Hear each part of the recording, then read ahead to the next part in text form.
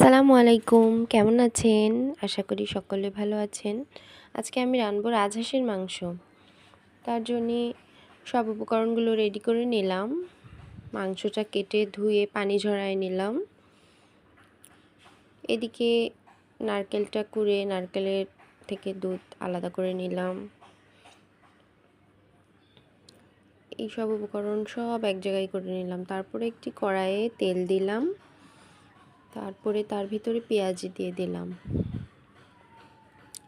হাঁসের মাংস অনেকেরই পছন্দ, আমাদেরও বাসার সকলেরই ভালো লাগে, এই জন্য আমরা প্রায় রান্না করে থাকি। তো পেঁয়াজটা লাল হওয়ার পর মাংসটা দিয়ে নিলাম। মাংসটা পেঁয়াজের ভিতরে একটু নাড়াচাড়া করে নিলাম।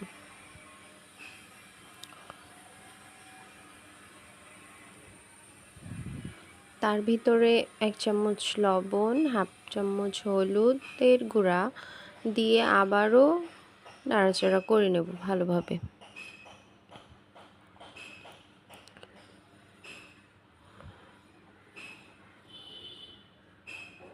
ঢাকনা দিয়ে একটু ঢেকে দিলাম যাতে মাংসের যে পানিটা সেটা ছেড়ে দেয়।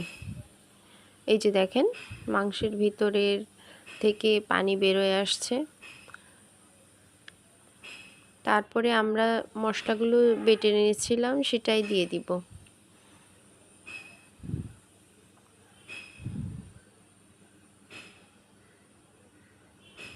মশলা দিয়ে ভালোভাবে একটু কষায় নিতে হবে সময় করে। বারবার ঢাকনা দিয়ে দিতে হবে, ঢাকনা খুলে বারবার নাড়তে হবে, নেড়ে ভালো করে কষায় নিতে হবে। মশলা দেওয়ার পর মশলাটা ভালোভাবে যখন কষানো হয়ে যাবে, এই যে দেখেন তেল উঠে আসছে, মশলাটা এখন ভালোভাবে কষানো হয়ে গিয়েছে।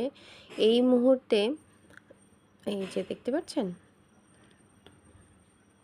এই যে দেখেন মশলাটা লেগে গিয়েছে। মশলাটা তার মানে ভালোভাবে কষানো হয়ে গিয়েছে।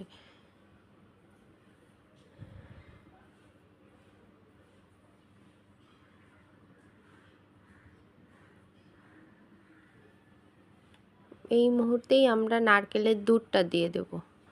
পানির বদলে নারকেলের দুধ আমরা হাঁসের মাংসে ব্যবহার করব। যারা নারকেলের কোনো কিছু খেতে পছন্দ করেন না, তারা স্কিপ করতে পারেন, তারা সেখানে পানি দিতে পারেন। আমি নারকেলের দুধটা দিয়ে দিলাম। তারপরে আবারও ঢাকনা দিয়ে ঢেকে দিলাম। বলক আসার অপেক্ষায় থাকব। এই যে দেখেন বলক চলে এসেছে।